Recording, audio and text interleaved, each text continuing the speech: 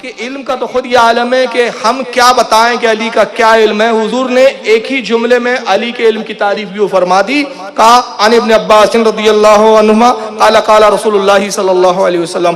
عبداللہ ابن عباس رضی اللہ تعالیٰ عنہما سے روایت ہے, وہ کہتے ہیں اللہ کے رسول نے ارشاد فرمایا علی غیبت علمی, کا لوگوں علی میرے غیب علم کا خزانہ, اس کا راز ہے. اللہ نے جو راز علم کے مجھے عطا کیے اس کا خزانہ کون ہے؟ علی ہے. علی میرے بھید علم کا, میرے علم راز کا خزانہ ہے. اس کو کنز العمال میں امام حسام الدین نے لکھا, اور السراج المنیر شرح جامع صغیر میں بھی حدیث آئی. حضرت ام سلمہ سے روایت ہے, ان ام سلمہ قالت سمعت النبی صلی اللہ علیہ وسلم یقول, ام المومنین حضرت ام سلمہ فرماتی ہیں میں نے رسول اللہ کو کہتے ہوئے سنا, کیا کہنے ارشاد فرمایا علی مع القرآن, کا اے لوگو علی قرآن کے ساتھ ہے, والقرآن معہ, اور قرآن علی کے ساتھ ہے.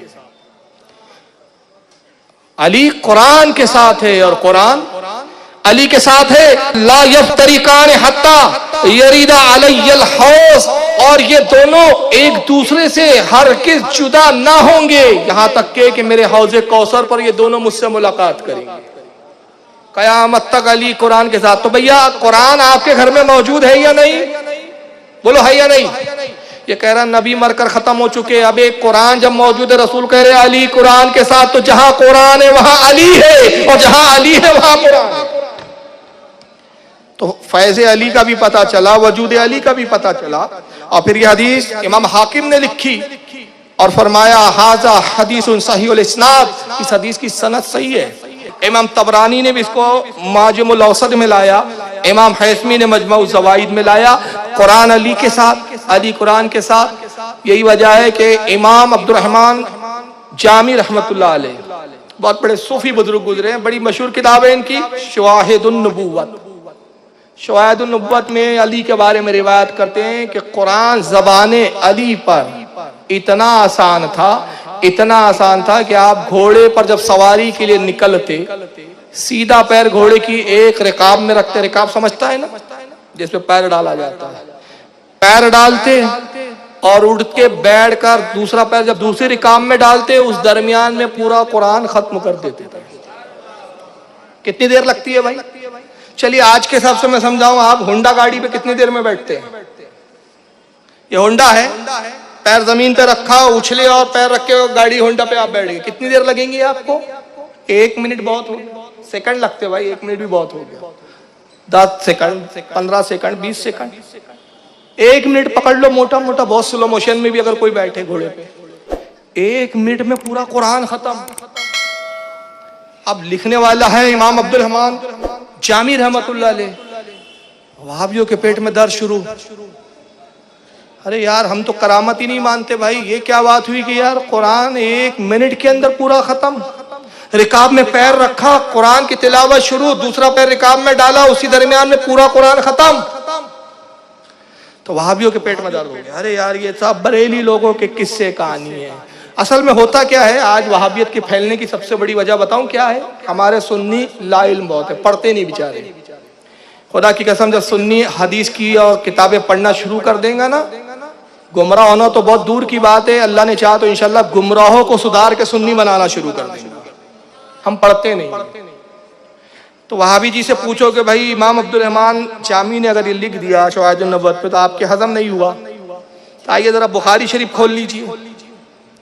بخاری شریف کتاب الانبیاء, اور باب کا نام ہے قول اللہ تعالی وآتینا داؤد زبورا.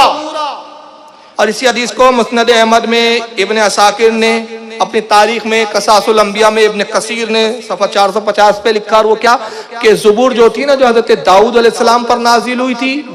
ابو ہریرہ سے روایت ہے, ابو ہریرہ فرماتے کہ داؤد علیہ السلام جب سفر کے لیے نکلتے تو گھوڑے پر زین رکھتے اور اس کا پٹا باندھتے. بیلٹ ہوتا ہے نا, گھوڑے کی زین رکھی, زین کا, تو جتنی دیر میں زین رکھتے پٹا باندھتے, اتنی درمیان میں پوری زبور ختم فرما دیتے. یہ تو بخاری میں بھائی. تو جب داؤد علیہ السلام قرآن سے 3 گنا بڑی کتاب زبور کو صرف زین کستے کستے ختم فرما دے تو مولا کائنات رکاب میں پیر کے رکھتے ہوئے اس کے درمیان میں قرآن ختم فرما دے تو کون سا تعجب؟ تو کیا وہابی بخاری کو بھی ہم مانیں گے یا اس کو بھی انکار کر دیں گے؟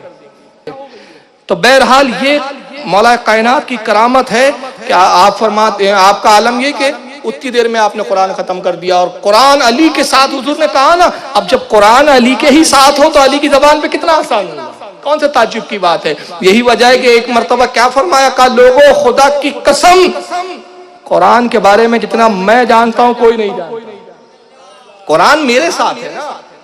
میں حدیث کے الفاظ پڑھ دوں، ان علی، روایتی علی سے الفاظی علی کے، ان علی قالا واللہ ما نزلت آیات الا وقد علمت فیما نزلت وعین نزلت وعلا من نزلت ان ربی وہب لی قلبا عقولا ولسانا طلقا۔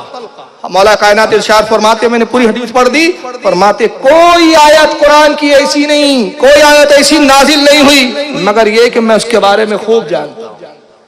کیا جانتا ہوں اس آیت کے بارے میں؟ قرآن میں ایسی کوئی آیت ہے ہی نہیں جس کے بارے میں نہ جانتا ہوں۔ فیما نزلت، کس کے بارے میں نازل ہوئی میں جانتا ہوں۔ این نزلت، کس جگہ نازل ہوئی یہ بھی مجھے معلوم ہے۔ وعلی من نزلت، کس پر نازل ہوئی یہ بھی میں جانتا ہوں۔ اور میں کیوں جانتا ہوں؟ اس لیے کہ بے شک میرے رب نے مجھے سمجھ والا دل عطا فرمایا ہے، میرے رب نے مجھے سمجھنے والا دل عطا کیا ہے۔ وَلِسَانًا طَلْقًا، اور میری زبان کو بڑا فصیح و بلیغ بنا دیا، بڑی فصاحت والی زبان مجھے عطا کر دی، مجھے فصیح زبان عطا فرمائی، اس لیے قرآن کے بارے میں سب سے زیادہ جانتا ہوں۔ اب میں اتنا جانتا ہوں قسم خدا کی، اگر میں صرف قرآن کے بسم اللہ کی تفسیر لکھنے بیٹھ جاؤں، قرآن کی نہیں کہہ رہے، قرآن کے بسم اللہ کی تفسیر لکھنے بیٹھ جاؤں تو 70 اونٹوں کو کتابوں سے بھر دوں، اتنی کتابیں لکھ دوں میں صرف بسم اللہ کی تفسیر میں کہ جب وہ اونٹوں پہ رکھی جائے تو 70 اونٹ چھپ جائے کتابوں کے نیچے، کتابوں کے بوجھ میں وہ اونٹ نظر ہی نہ آئے، اتنی کتابیں۔ اب ایک اونٹ پر اگر ایک کتاب بھی مانے تو بسم اللہ کی تفسیر پہ 70 کتابیں تو موٹی موٹی بات ہے نا، لیکن ایک اونٹ کو چھپانے کے لیے کتنی کتابیں لگیں گی بھائی؟ کم سے کم 500-600 تو لگیں گی نا، ایک موٹی موٹی۔ چلو اگر ہم ایک تصور میں دے رہا ہوں، تصور، حالانکہ ہم نہیں سمجھ پائیں گے، پھر بھی سمجھانے کی کوشش کہ ایک اونٹ کو اگر چھپانے کے لیے 500 کتاب لگے تو 70 کو آپ 500 سے ضرب کر دیجئے، اب ضرب کر کے دیکھ لیجئے گا کتنا آتا ہے اس کا رزلٹ۔ تو صرف بسم اللہ کی تفسیر پہ اتنی کتاب ہے تو پورے قرآن کی تفسیر علی کتنا جانیں گے؟ کیوں جانتے ہیں علی؟ میں ایک بڑی پیاری ایک نقطہ بتا رہا ہوں، یہ حدیث میں نے بہت بار سنائی ہے، آپ نے اور بھی علماء سے سنی، لیکن ایک نیا گوشہ اس میں آپ کو آج انشاءاللہ بتا رہا ہوں۔ مولا کائنات کیوں سب سے زیادہ قرآن کے بارے میں جانتے ہیں؟ ارشاد فرمایا، لوگوں قرآن کا کل نچوڑ، پورا جز سورہ یاسین کے اندر ہے۔ پورا یاسین جو ہے قرآن کا کیا ہے؟ جز۔ اور پورا قرآن کا جز سورہ الحمد میں، سورہ فاتحہ میں ہے، سورہ فاتحہ کا پورا جز بسم اللہ میں ہے، بسم اللہ کا پورا جز، پورا نچوڑ بسم اللہ کی با میں ہے، اور وہ با کے بے کا نقطہ میں ہوں۔ اچھا، حروف تہجی آپ کو پتا ہے کیا ہے؟ حروف تہجی سمجھتا ہے نا؟ نہیں سمجھتا؟ علی با تا سا، یہ تو اب پڑھتے ہیں، پہلے کیا پڑھاتے رہے؟ علی بے تے سے جیم ہے خے دال زال رے زے سین شین سوا زوا توئے زوئے عین غین فے قاف کاف لام میم نون واو، دو چشمی حمزہ چھوٹی ہے بڑی، یہ پورا میں نے جو الفابیٹ پڑھائی کیا ہے؟ حروف تہجی۔ بڑا ایک عظیم بات بتا رہا ہوں، علی نے کیا کہا؟ میں بسم اللہ کے بے کا کیا ہوں؟ بے کیسا لکھا جاتا ہے بھائی؟ نقطہ کہاں ہوتا ہے؟ اوپر ہوتا ہے کہ نیچے ہوتا ہے؟ صرف پورے الفابیٹ میں، پورے حروف تہجی میں بے ایک ایسا ورڈ ہے جس کا نقطہ نیچے ہے۔ دیکھ لیجئے آپ، سب کے نقطے اوپر ہے۔ چلیے میں پڑھتے چلوں گا۔ بے کا نقطہ کہاں ہے؟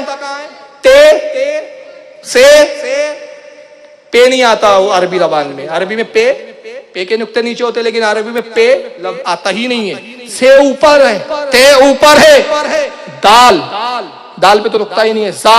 زال پہ نقطہ ہے، کہاں ہے؟ اوپر ہے۔ رے پہ نقطہ نہیں ہے۔ زے کا نقطہ کہاں ہے؟ اوپر۔ سین میں نقطہ نہیں ہے۔ شین کا نقطہ کہاں ہے؟ اوپر۔ سواد نقطہ نہیں ہے۔ دواد کا نقطہ کہاں ہے؟